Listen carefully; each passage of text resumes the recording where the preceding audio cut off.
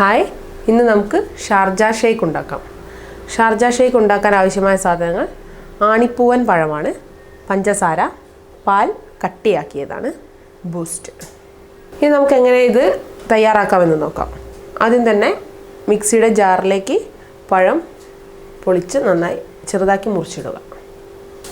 ആണിപ്പൂവൻ പഴം 7 എണ്ണമാണ് എടുത്തത്. പാല് 500 മില്ലി, പഞ്ചസാര ആവശ്യത്തിന്.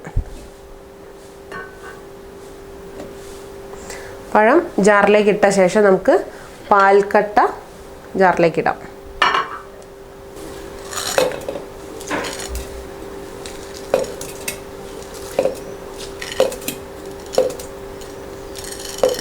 ആവശ്യത്തിന് പഞ്ചസാരയും ചേർക്കാം.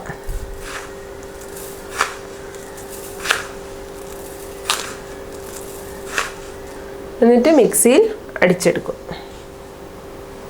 ഷേക്ക് റെഡി ആയിട്ടുണ്ട്. ഇനി നമുക്കതൊരു ഗ്ലാസ്സിലേക്ക് സെർവ് ചെയ്യാം. ഷാർജ ഷേക്ക് റെഡി ആയിട്ടുണ്ട്. എല്ലാവർക്കും എളുപ്പത്തിൽ ഉണ്ടാക്കാവുന്ന ഒരു ഐറ്റമാണ്. എല്ലാവരും ട്രൈ ചെയ്ത് നോക്കുക.